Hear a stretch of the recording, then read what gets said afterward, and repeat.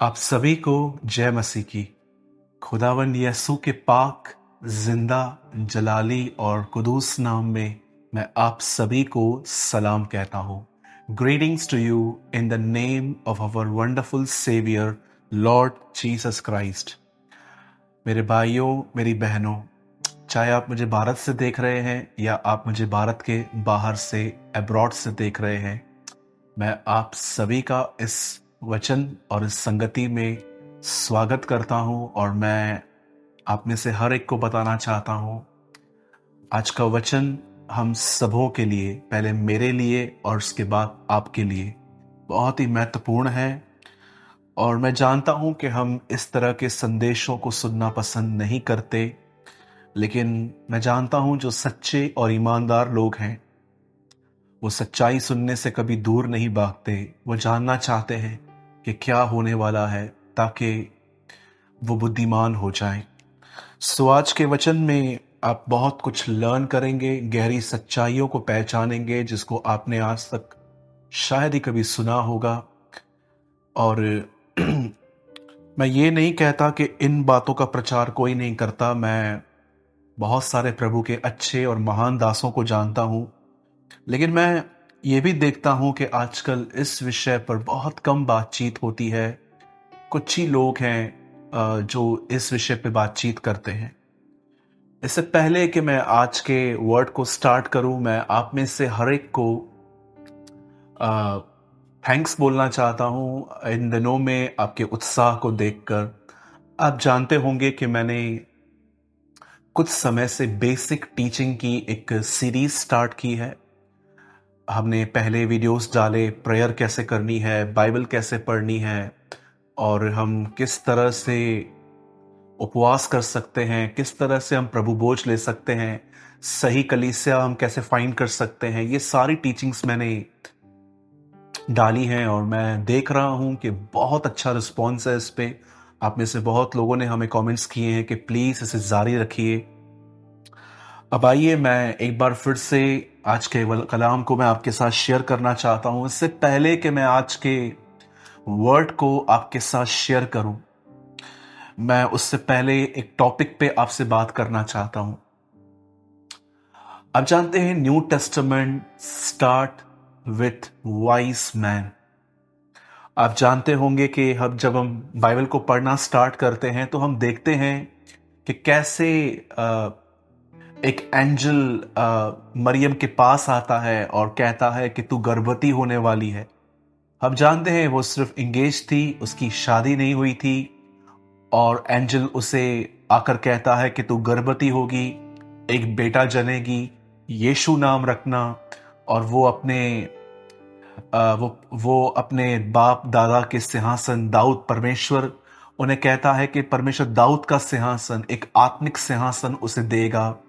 बहुत सारी बातें स्वर्गदूत ने मरियम से आके कही। और आप जानते हो उसके बाद जब यीशु का जन्म होता है तब पूर्व से लिखा एक ज्योतिषी यीशु को ढूंढते ढूंढते एक तारे की मदद से इज़राइल पहुंचते हैं। आई नो आप सबने ये पढ़ा होगा, लेकिन मैं आपको बताना चाहता हूं, जिन ज्योतिषियों को हिंदी में ज्योतिषी कहा गया है उन्हें इंग्लिश बाइबल में वाइज मैन कहा गया है, बुद्धिमान लोग।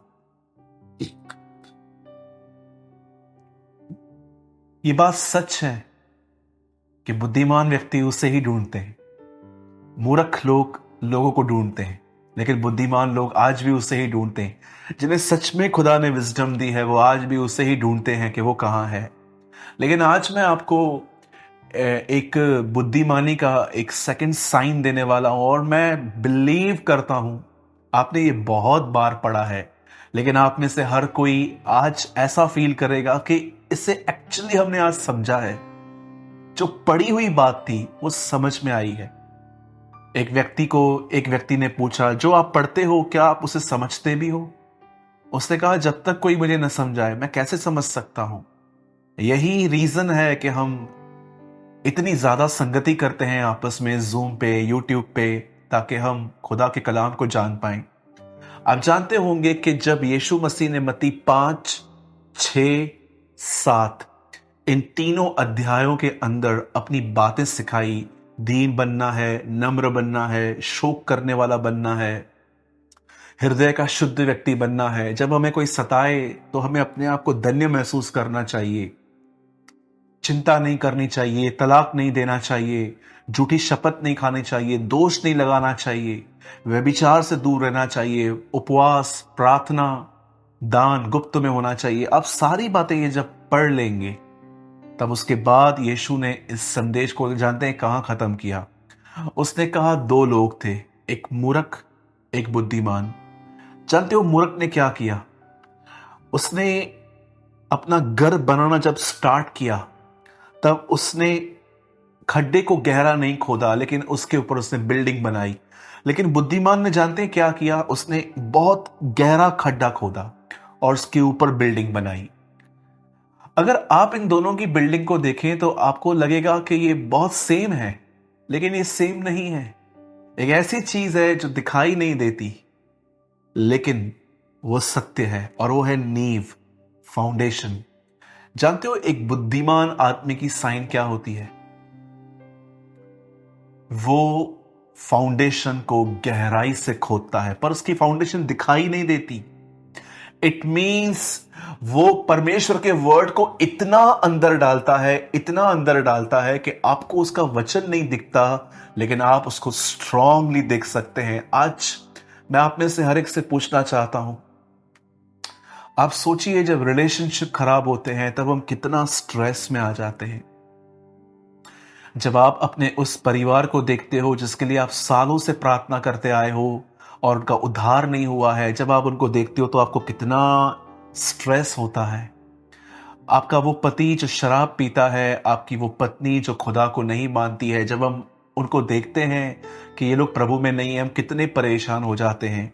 फाइनेंशियल डिफिकल्टीज हमें कितना मेंटली टॉर्चर करती है, बीमारी हमें कितना तंग करती है। आपने कभी ये देखा है जब हमारे ऊपर आंधियां, तूफान, लहरें आती हैं, प्रॉब्लम्स आते हैं, तब हमारा ये जो घर है वो कितना हिलता है, कितना हम स्ट्रेस लेते हैं। पर आप में से कुछ लोग ऐसे भी होंगे जो ऐसे लोगों को जानते होंगे जो तकलीफ में हैं लेकिन दे आर हैप्पी। जानते हो वो क्यों हैप्पी हैं? क्योंकि गहरा खड्डा खोदा है। इट मीन्स वो ऐसे लोग हैं जब उनको टाइम मिलता है तो वो मूवीज नहीं देखते, पबजी नहीं खेलते, नेटफ्लिक्स पे नहीं जाते, सिर्फ घूमते फिरते नहीं है, सिर्फ सेल्फीज नहीं निकालते। ये वो लोग हैं जो अपने खाली समय में बाइबल को उठा के पढ़ते हैं और पढ़ी हुई बात सुनने के बाद खुदा को पुकारते हैं कि इन बातों पर चलने के लिए ताकत दे। यही वो लोग हैं जिन्होंने इतना गहरा खड्डा खोदा है कि आंधी, तूफान, लहरें अब इनके घर को नहीं हिला पा रही है। आज मैं आपसे पूछना चाहता हूं, कई बार आपको लगता होगा कि मैं मजबूत हूं, मैं स्थिर हूं, हर रविवार हम प्रभु के भवन में जाके आराधना करते हैं, वचन सुनते हैं, नोट्स बनाते हैं, लेकिन कभी आपने सोचा है कि जब तकलीफ आती है तो मैं नेगेटिव क्यों हो जाता हूं? जब तकलीफ आती है तो मेरा फोकस तकलीफ में क्यों चला जाता है? जब तकलीफ आती है, मैं नहीं कहता हूं कि तकलीफ आप पे बिल्कुल भी इफेक्ट नहीं करेगी, जी नहीं, चिंता आएगी, डर लगेगा, लेकिन हम इसमें चलना नहीं सीखेंगे। हम उसी समय याद करेंगे कि यस, भले ये प्रॉब्लम आई है, लेकिन I know my Lord is with me. मेरा परमेश्वर मेरे साथ है। मेरे भाइयों, मेरी बहनों, मैं आप में से हर एक को आज ये कहना चाहता हूं, खड्डे को गहराई से खोदना सीखे। जितना गहराई में जाएंगे उतना मजबूत होंगे। क्या कहा प्रभु ने पतरस से? नाव को गहराई में ले चल। मछलियां वहां मिली। मोती हमेशा नीचे मिलते हैं, कभी भी ऊपर नहीं मिलते।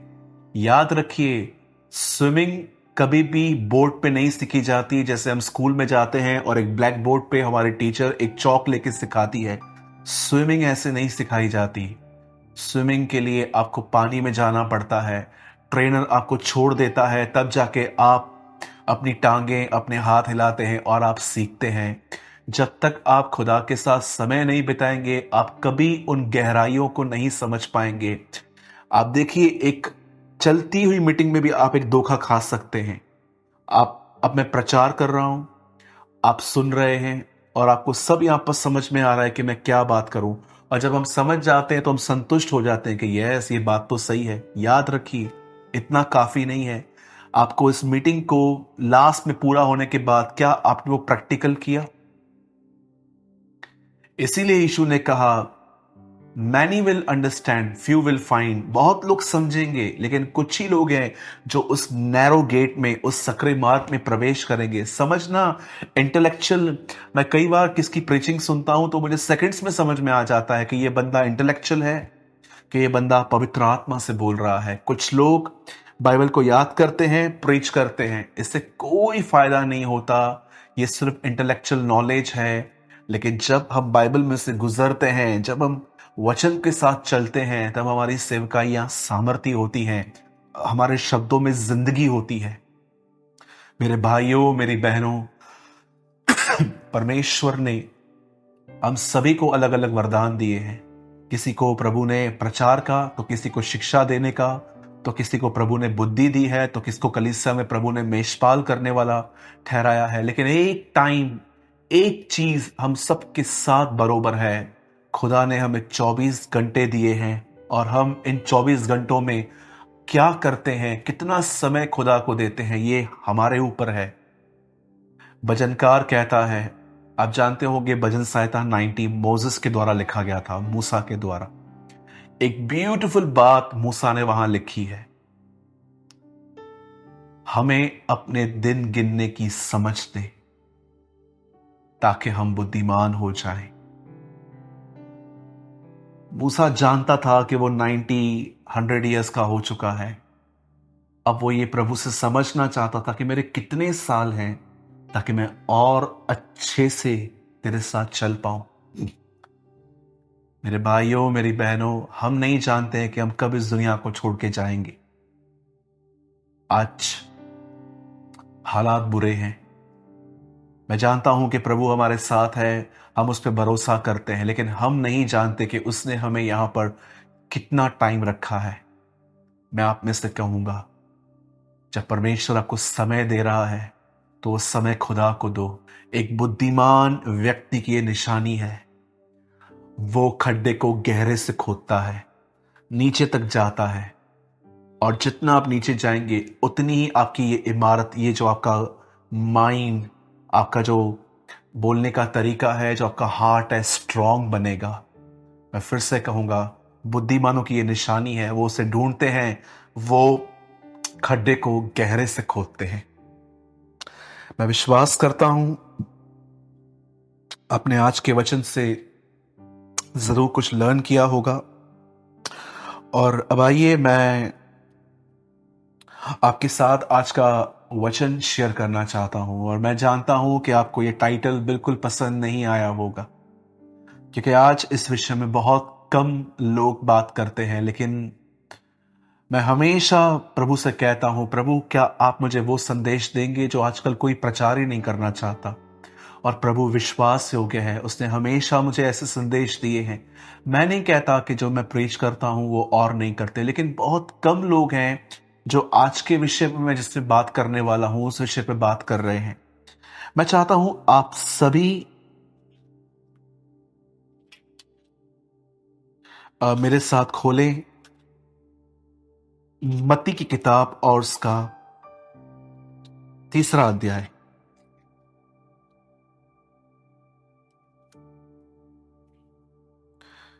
Please open with me Matthew chapter 3। और मैं आपके लिए पढ़ने से पहले मैं दुआ करूंगा, लेकिन उससे पहले मैं चाहता हूं कि आप सब खोल लें मैथ्यू चैप्टर 3, मत्ती रचित सुसमाचार, मत्ती की इंजील और उसका 3 बाब। आइए हम दुआ करें। ऐ आसमानी पिता, हमारे आसमानी बाप, हम प्रभु यीशु के नाम में तेरे पास आते हैं। प्रभु, सदैव आपने हमसे प्यार किया है। इब्रानियों में लिखा है कि तू जिससे प्रेम करता है उसकी ताड़ना करता है, और जिसे बेटा बनाता है उसे कोड़े भी लगाता है। खुदा, तेरी ताड़ना, तेरे कोड़े एक तेरा प्यार है, क्योंकि तू हम में से किसी को भी नाश होते हुए नहीं देख सकता। तू सबसे ज्यादा दुखी रहता है तब जब तेरे लोग नाश होते हैं। मैं दुआ करता हूं आज का वचन हमारी आंखों को खोले, हम पर रहम कर। महिमा आदर आपको देते हुए हम इस विनती को यीशु के नाम में मांगते हैं। आमीन, आमीन। मैं आपके लिए एक वर्ड पढ़ रहा हूं, 3 का 7वां वचन। जब उसने बहुत से फरीसी और सदूकियों को बपतिस्मा के लिए अपने पास आते देखा तो उनसे कहा, हे सांप के बच्चों, तुम्हें किसने जता दिया कि आने वाले क्रोध से भागो। अब यहां पर ध्यान दीजिए। आप जानते होंगे कि बाइबल की एक आयत में ऐसा लिखा है कि जब एक बहन व्यभिचार एडल्ट्री करते हुए पकड़ी गई, तब उन्होंने उसे प्रभु यीशु मसीह के सामने फेंका और प्रभु से कहा कि लॉ में लिखा है कि ऐसी स्त्रियों को पथराव करके मार दिया जाए, तू क्या कहता है।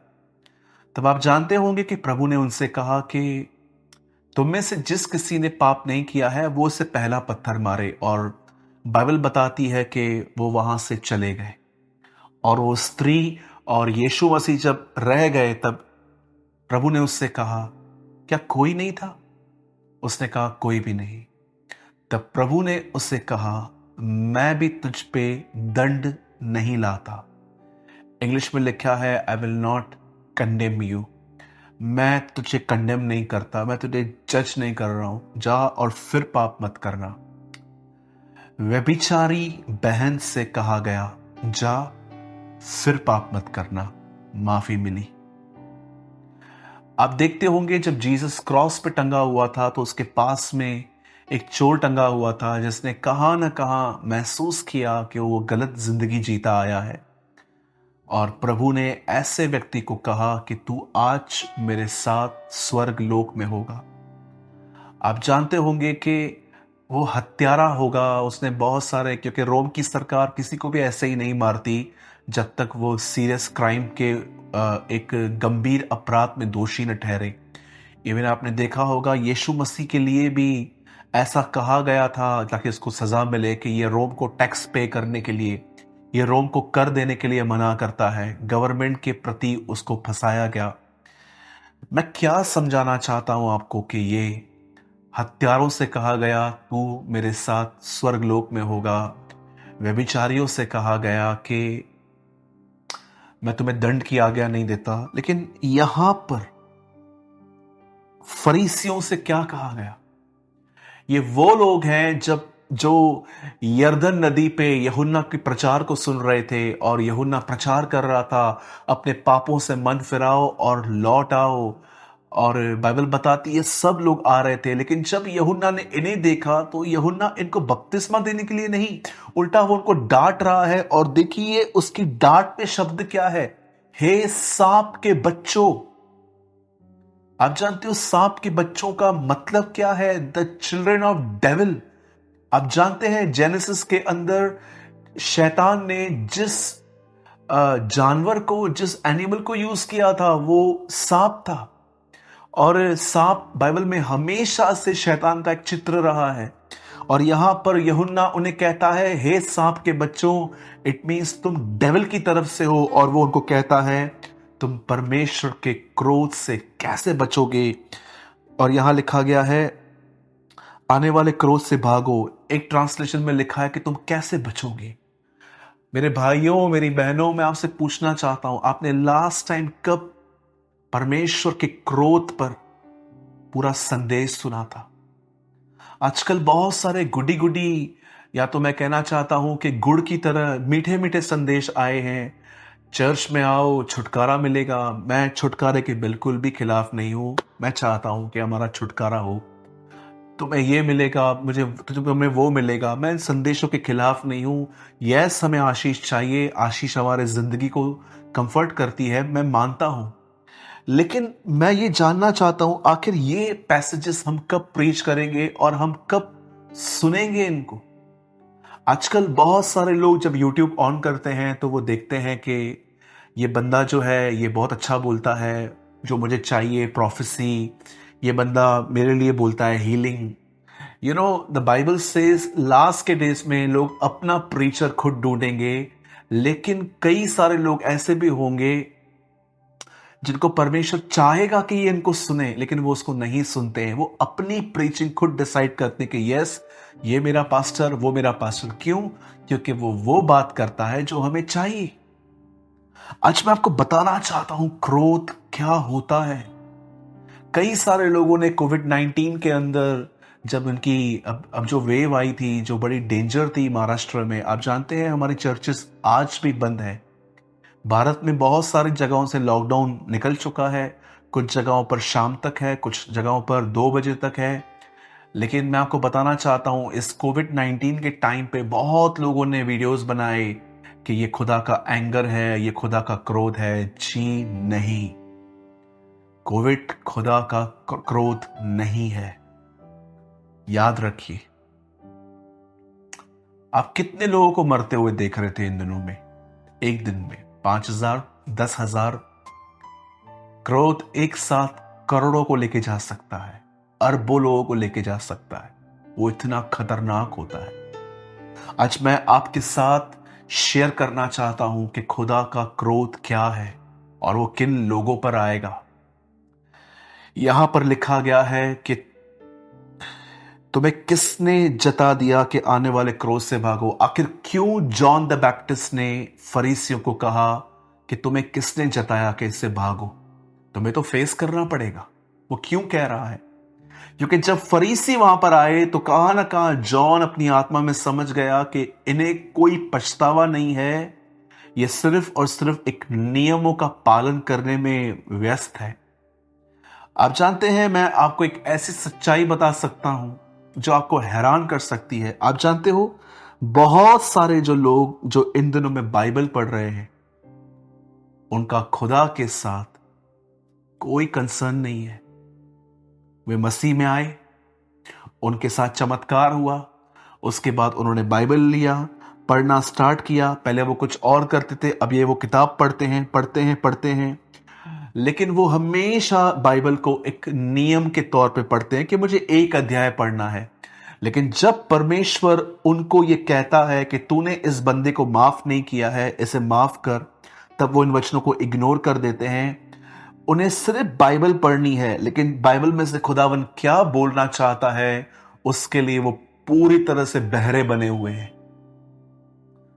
प्रभु ने कहा भी जब वो प्रचार करता था, ऐसा ना हो कि ये देखें, सुने, मन फिराएं और चंगे किए जाएं। यीशु समझा रहा था कि देखो, बहुत साल पहले एक प्रोफेसी हुई थी, देखो ये पूरी हो रही है। मेरे टाइम में ऐसे लोग आने वाले थे और देखो आए हैं। सब देखा इन्होंने, सच्चाई जानी, पर मन नहीं फिराया। याद रखिए, अगर आप बाइबल को इग्नोर करते हैं, बाइबल आपसे क्या कहती है, तो आप सिर्फ एक किताब पढ़ रहे हैं। आपका खुदा के साथ कोई रिलेशनशिप नहीं है। ये बुक है आपके लिए, सिर्फ आपकी रोटी नहीं है। आज से बहुत साल पहले बाइबल बताती है कि परमेश्वर ने सदोम और अमोरा का जो माहौल था हर जगह पे देखा। आपने इन दिनों में देखा होगा गे संबंध कितने बढ़ रहे हैं। लड़का लड़कों के साथ पाप कर रहा है। आपने इन दिनों में देखा होगा लड़कियां लड़कियों के साथ गुनाह कर रही हैं, लेस्बियन सिंस। आपने इन दिनों में ये देखा होगा कि लोग कितना अननेचुरल थिंग्स में जा रहे हैं। इवन आपको मैं बताना चाहता हूं, अब्रॉड में तो इनकी परेड्स तक निकलती हैं। ऐसी ऐसी सड़कों पे ये जमा होते हैं, सारे गे और लेस्बियन लड़कियां, और ये चलते रहते हैं, परेड निकालते हैं। इन दिनों में तो ये गवर्नमेंट में भी ये कहते हैं जाके गवर्नमेंट से कि हमें भी सारे लीगल राइट्स दीजिए, हम भी मैरिज करना चाहते हैं। और आप देख रहे हो, आप ये सब आज कॉमन हो रहा है। मैंने बाइबल में पढ़ा था सदोम और अमोरा के लिए, लेकिन मैं आपको सच कहता हूं, मैं इन दिनों में हर जगह पर सदोम और अमोरा देख रहा हूं। आप जानते होंगे, जब ये अनिकता, ये सब जो फोर्निकेशन, ये जो सब फैल रहा है, आपने देखा होगा जैसे ये सब फैल ही रहा था, उसके कुछ समय के बाद फ्लड आया था। अब देखिए ये सब बढ़ रहा है। The lord is coming. प्रभु आ रहे हैं। बाइबल बताती है कि नोहा के समय में ये सारी बातें हो रही थी और परमेश्वर ने जब ये सारी बातें देखी, आप जानते होंगे कि प्रभु ने अंतिम समय में जब बातें कही थी तो उसने हमसे कहा था लूत के दिन और नोहा के दिन। आप जानते हो जब प्रभु ने ये सारी बातें देखी कि लोग कितने अननेचुरल गंदी बातों में हैं, तब प्रभु ने नोहा को कहा, नोहा तू धर्मी है, तू मेरी आज्ञाओं को मानता है और मैं चाहता हूं कि तू एक जलयान बना, एक आर्क, एक बोट बना और मैं तुम लोगों को बचाना चाहता हूं। और बाइबल बताती है कि नोहा को प्रभु ने लकड़ी तक बताई कि किस लकड़ी के निकाल के उसे जहाज बनाना था। ये बहुत मेहनत का काम था मेरे भाइयों, मेरी बहनों। जैसे आज आप इन दिनों में देख रहे हो कि लकड़ियां कैसे मशीन से काटी जाती हैं, उन दिनों में ऐसा नहीं था, वो आरी से चीरी जाती थी। एक एक लकड़ी जंगल से काट काट के नोहा ने उसके 3 खंड बनाए। एक उसमें बोट में एक खिड़की बनाई और आपने देखा होगा कैसे उन्होंने जानवरों के लिए, पक्षियों के लिए और अपने लिए सबसे ऊपर का फ्लोर बनाया था। ये सारी बातें साइंस के साथ वहां पर लिखी हुई हैं। और बाइबल बताती है कि एक दिन ऐसा आया कि जब प्रभु ने नोहा से कहा समय पूरा हो चुका है। उन दिनों में बहुत प्रचार किया नोहा ने, प्रभु का वचन बहुत कुछ उसने कहा कि क्रोध आ रहा है, गुस्सा आ रहा है प्रभु का, बच जाओ, पश्चाताप करो।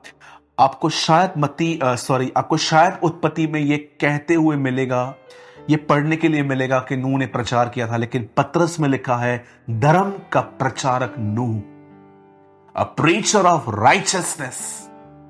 एक ऐसा व्यक्ति जो धार्मिकता स्थापित करना चाहता था।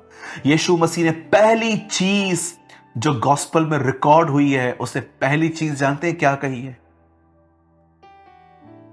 उसे बपतिस्मा लेते टाइम कहा हमें इसी तरह सारी धार्मिकता पूरी करनी है। आप पूरी बाइबल पढ़ लीजिए, आपको जीसस का पहला वर्ड बाइबल में रिकॉर्ड यही मिलेगा, in this way we will fulfil all the righteousness. आप जानते हैं जब नोहा ने लोगों को समझाया, लोग उसका मजाक उड़ाते थे, जैसे आज भी लोग हमारा मजाक उड़ाते हैं, देखते हैं कब आएगा तुम्हारा यीशु। बाइबल बताती है the last days mockers will come, अंतिम दिनों में हंसी मजाक उड़ाने वाले आएंगे। और बाइबल बताती है कि नूह ने जलयान बनाया, उसने प्रचार किया लोगों के बीच में, आओ बारिश आने वाली है, पानी आने वाला है, सब कुछ खत्म होने वाला है, आ जाओ। लेकिन कोई भी उसकी बोट में आने के लिए तैयार नहीं था। और एक दिन बाइबल बताती है प्रभु ने दरवाजा बंद कर दिया। क्यों? क्यों इस दरवाजे की कड़ी बाहर से थी, अंदर से नहीं? क्योंकि अगर नूहा खोलता तो शायद वो इमोशंस में आके किसी की चीख पुकार को सुन के शायद वो उसे खोल देता। लेकिन याद रखिए, एक दिन यीशु मसीह के आने के बाद कोई चीख, कोई पुकार, कोई इमोशनल ड्रामा नहीं चलने वाला, क्योंकि कड़ी अंदर से नहीं बाहर से लगाई गई है खुदावंत के द्वारा। और एक दिन बाइबल बताती है प्रभु ने नूह की खिड़की का दरवाजा बंद कर दिया और उसके बाद पानी आया जमीन से, ऊपर से। और आप जानते हैं, जरा सोचिए, जब ये बारिश पड़ी होगी तो वो लोग क्या सोच रहे होंगे, उनके दिमाग पे क्या आया होगा। जब पानी उनके घुटनों तक भर गया होगा तब वो डरते होंगे और आहिस्ते आहिस्ते पानी उनकी कमर तक आ गया होगा। उसके बाद वे डूबने लगे होंगे और जहाज उठने लगा था। मेरे भाइयों, मेरी बहनों, मैं आप में से हर एक को बताना चाहता हूं, वो बारिश नहीं थी, वो क्रोध था, वो गुस्सा था। मैं पूरे दिल से ये बिलीव करता हूं लोग उस टाइम पे आए होंगे, उसने नोहा का दरवाजा खटखटाया होगा, लेकिन नूह क्या कहेगा? खिड़की, जो दरवाजा था तो वो बाहर से बंद था। इवन मैं आपको बताना चाहता हूं, मैं किसी दिन आपको स्टडी दूंगा इसके बारे में। नूह के जहाज में एक ही खिड़की थी जो ऊपर थी, उसे सिर्फ और सिर्फ वो ऊपर देख रहा था। प्रभु जानता था कि अगर मैंने इसको साइड में लगा के दी एक खिड़की, तो ये खोलेगा और देखेगा कि कैसे लोग मर रहे हैं, और ये उस न्याय को देखेगा। मेरे भाइयों, मेरी बहनों, मैं आप में से हर एक को आज ये बताना चाहता हूं, जितने भी लोग आप मुझे देख रहे हैं, परमेश्वर ने नूह के ऊपर अपना मास्टर प्लान रिवील किया कि मैं जल प्रलय से सब खत्म करने वाला हूं, लेकिन मैं तेरी जीवन को, क्योंकि तू धर्मी है और तेरे परिवार को बचाना चाहता हूं। और उसने प्रभु के कहने पर एक बोर्ड बनाई और उसने प्रचार भी किया लोगों को कि आओ, धार्मिकता का प्रचार, प्रॉस्पेरिटी का प्रचार नहीं कि तुम्हें ब्लेसिंग मिलेगी। यस, मैं नहीं कहता हूं कि ब्लेसिंग का प्रचार नहीं करना है, वो भी हमें चाहिए, लेकिन उससे बढ़कर चाहिए धार्मिकता। और उसने प्रचार किया, पर कितने लोग आए मुझे बताइए? हार्डली एक भी नहीं, सिर्फ उसकी फैमिली बची। और उसके बाद जब पानी आया, जल प्रलय आई, उसके बाद वो जहाज उठने लगा। आप जानते हो, एक सच्चाई मैं आपको बताना चाहता हूं, हमेशा जहाज पानी और समुंदर के पास में बनते हैं ताकि उन्हें धकेलने में उन्हें ज्यादा मेहनत न लगे। लेकिन उसने अपना जो जहाज था, बाइबल नहीं कहती कि उसने अपना जहाज किसी समुंदर के बाजू में या पानी की जगह पे बनाया था। ये एक साइन है कि हर व्यक्ति, जब प्रभु यीशु मसीह आएंगे तो वहीं से उठा लिया जाएगा जहां वो है। आप जानते हैं, जैसे नूह के समय में लोगों ने उसकी नहीं सुनी और वो डूब के खत्म हो गए, वैसे ही मैं आपको बताना चाहता हूं, आप में से जितने भी लोग मुझे देख रहे हैं, आपने बहुत सुना होगा कि कोविड-19 खुदा का खौफ है, सुनामी प्रभु का गुस्सा है। मैं आपको बताना चाहता हूं, लिसन, प्रभु यीशु मसीह के मरने के बाद आज तक इस दुनिया पर सिर्फ दया आई हुई है प्रभु की, क्रोध नहीं। भजनकार कहता है, जब तू क्रोध करे तो तेरा सामना कौन कर सकता है। आप जानते हो, आप बहुत जल्द, आप और मैं और जितने लोग तैयार हैं, जितने भी लोग प्रिपेयर हैं, आप में से हर व्यक्ति बहुत जल्द एक आवाज को सुनेगा। हम, बाइबल बताती है, उठा लिए जाएंगे, और उठाए जाने के बाद हम प्रभु से बादलों पर मिलेंगे, और वो हमें अपने उन घरों में ले जाएगा जो उसने हमारे लिए तैयार किए हैं। और जैसे नूह की जो जो दरवाजा था खुदा ने बंद किया और उसके बाद लोग डूब के मरना स्टार्ट हुए थे, वैसे ही हमारे उठाए जाने के बाद इस संसार पर परमेश्वर का क्रोध प्रकट होगा। और याद रखिए, उस क्रोध के अंदर ऐसी बातें हैं जो आज तक पृथ्वी पे नहीं हुई। पानी ब्लड में चेंज हो जाएगा, सूरज अपनी तपन को और ज्यादा कर देगा, अयूब की तरह लोगों को फोड़ियां आएंगी, बॉयल्स आएंगे। और एक टाइम तो ऐसा लिखा गया है कि एक एंजल नीचे उतरा और पूरी दुनिया में भूकंप आना चालू हो गए। आपने कभी कभी सुना होगा, इस कंट्री में, इस शहर में आया, लेकिन वहां पर लिखा गया है जब वो स्वर्गदूत आया तो पूरी दुनिया में से भूकंप आए। आप रेवलेशन में पढ़ के देखिए मेरे भाइयों, मेरी बहनों, कोविड-19 परमेश्वर का क्रोध नहीं है, वो सिर्फ एक पिक्चर है। खुदा ये दिखाना चाह रहा था, पैंडेमिक फेस नहीं कर पा रहे हो, मेरा गुस्सा कैसे फेस करोगे। आप जानते हो परमेश्वर का क्रोध होता क्या है? मैंने आपको लास्ट टाइम भी कहा था, मैं आपको फिर से कहता हूं, जब सेकंड वेव आई, कोविड-19 की जो वेव अब आई थी, आपने देखा होगा लोग वेंटिलेटर्स के लिए, अस्पतालों में बेड्स के लिए, दवाइयों के लिए लाइन लगा के खड़े थे। हर व्यक्ति जीना चाहता था। लेकिन आप जानते हो क्रोध में क्या होता है? कोई जीना नहीं चाहेगा।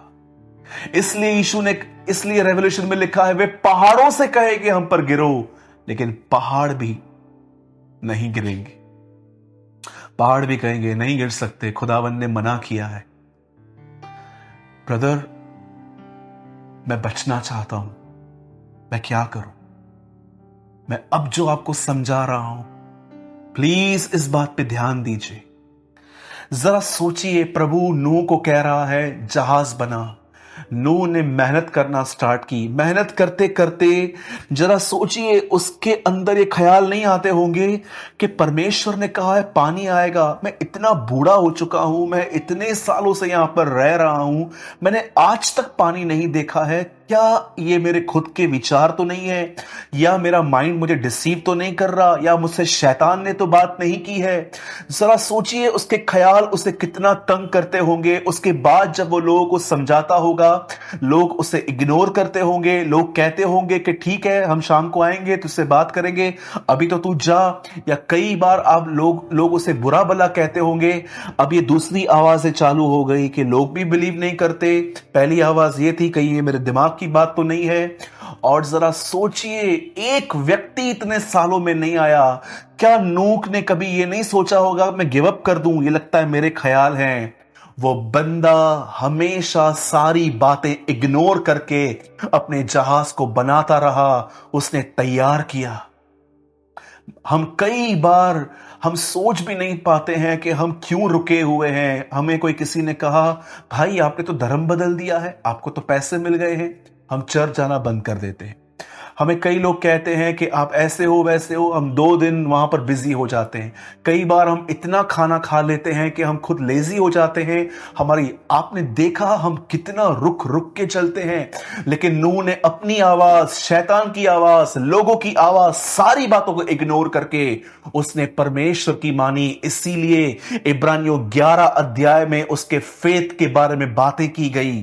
विश्वासी ने, नूह ने जलयान बनाया और सारे संसार को दोषी ठहराया और उन प्रतिज्ञाओं का वारिस हुआ।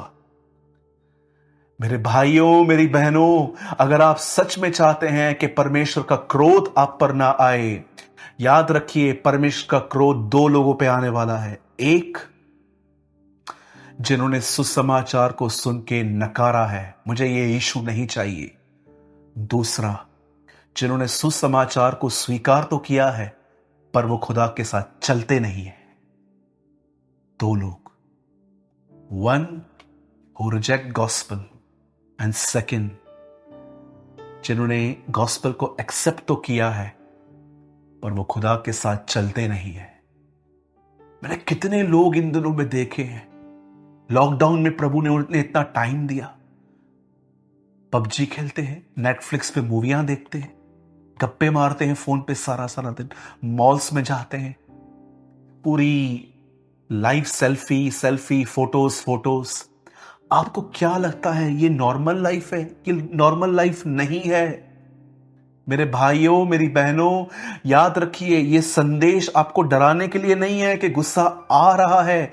ये संदेश, परमेश्वर आपसे प्रेम करता है और वो नहीं चाहता कि आप संसार के साथ दोषी ठहरो। कुरिन्थियों में लिखा गया है, प्रभु हमें दंड देकर सावधान करता है ताकि हम परमेश्वर के क्रोध को न झेलें।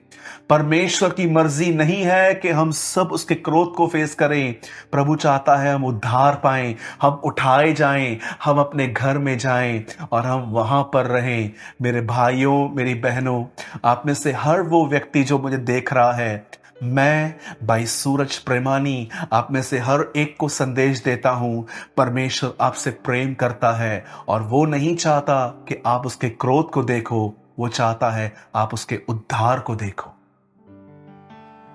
जैसे नूह अपने, जहां वो ऊपर रहता था बोट में, उसके पास एक खिड़की थी, वो हमेशा खिड़की खोल के आसमान की तरफ देखता होगा। वैसे यीशु ने कहा जब तुम ये सारी बातें हुए देखो, अपनी शक्ल ऊपर उठाना, क्योंकि तुम्हारा छुटकारा निकट होगा। मेरे भाइयों, मेरी बहनों, प्रिपेयर कीजिए अपने आप को।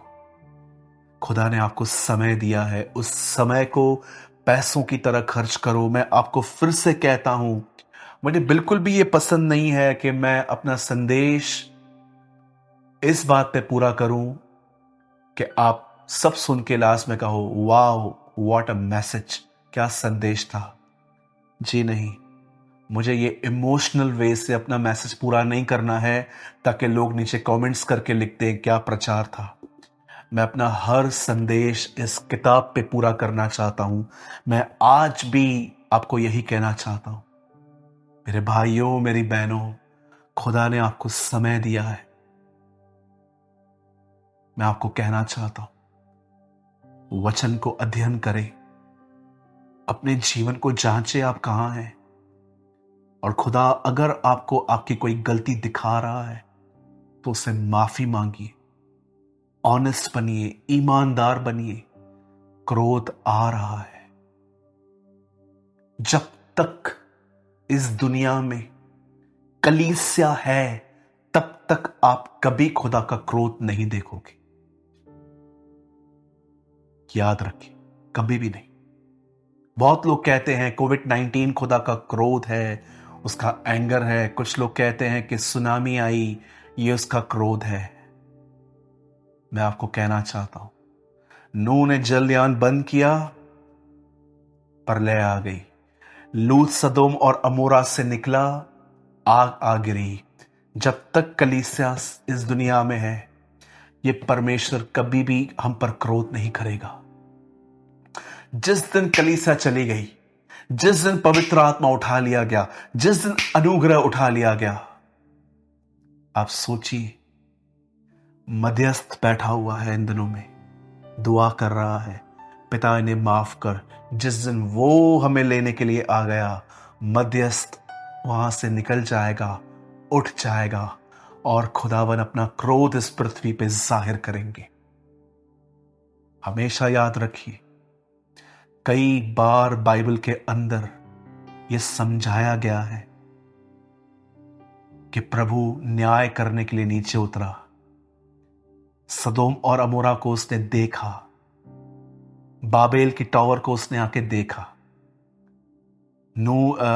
आप कई बार पढ़ेंगे कि मूसा जिस पहाड़ पे जाता था, जब प्रभु वहां पर आता था इज़राइल के लोगों के लिए न्याय करने, वो वहां पर अंधकार आता था। लेकिन आप जानते हैं, प्रभु यीशु मसीह जब हमें लेने आएगा तो वो अर्थ पे नहीं आएगा, वो बादलों पे आएगा, क्योंकि वो न्याय के लिए अभी नहीं आ रहा, वो उठाने के लिए आ रहा है। लेकिन सेकंड कमिंग 7 साल के बाद जब वो दोबारा आएगा, तब वो अपना पैर जमीन पे रखेगा। ही कम फॉर जजमेंट। मैं संदेश को यही खत्म कर रहा हूं। मैं आपको फिर से कहना चाहता हूं, कोविड-19, सुनामी, भूकंप, वर्ल्ड वॉर्स, ये प्रभु का गुस्सा नहीं है। ये सालों से होता आया है। प्रभु का गुस्सा है कलीसिया उठाए जाने के बाद। कई लोग कहते हैं ब्रदर सताव आएगा। भाई, जब से यीशु मसीह आके उठा लिए गए हैं, तब से ही सताव चालू है। ओल्ड टेस्टामेंट में सताव था। नबूकदनेस्सर, शद्रक, मेशक, अबेदनगो को आग में डाल रहा था। सताव कभी चिन्ह नहीं हो सकता प्रभु के आने का, कभी भी नहीं, क्योंकि वो सब पहले से ही चलता आया है। जिस दिन कलीसिया उठा ली गई, परमेश्वर सारी विपत्तियां जो रेवलेशन में लिखी हैं वो मनुष्यों पे करेगा और लोग इतने परेशान हो जाएंगे कि वो अपनी मौत को मांगेंगे। इसे कहते हैं परमेश्वर का क्रोध। मेरे भाइयों, मेरी बहनों, अपने हृदय और अपने जीवन को ठीक करें। देर नहीं हुई है। प्रभु आज भी आपके साथ है, वो आपसे प्रेम करता है। Thank you Lord. Let's pray. जमीन और आसमान को बनाने वाले परमेश्वर, मैं आपके सामने अपने हाथों को फैलाकर आपसे मांगता हूं, खुदा, मैं आपके क्रोध को नहीं देखना चाहता। मैं आपकी नजात, आपके सल्वेशन, आपके उद्धार को देखना चाहता हूं। जैसे उस शिमोन बूढ़े ने छोटा यीशु, जब वो 8 दिन का ही था, उसको अपने हाथ में उठा के कहा, मैंने आज तेरे उद्धार को देखा है, वैसे ही मैं भी उस उद्धार, उस छुटकारे, उस रिडेम्पशन को देखना चाहता हूं। मुझे तैयार कर। मेरे अंदर जो गुनाह और गलतियां हैं, मेरे भाई बहनों के अंदर जो गुनाह और गलतियां हैं, उन पे हमें रोशनी दे और हमें मन फिराने की ताकत दे। हर एक को ब्लेस कर खुदावन, हर एक पर रहम कर। हम सारी महिमा आदर आपको देते हुए हम इस विनती को यीशु के नाम में मांगते हैं। आमीन एंड आमीन।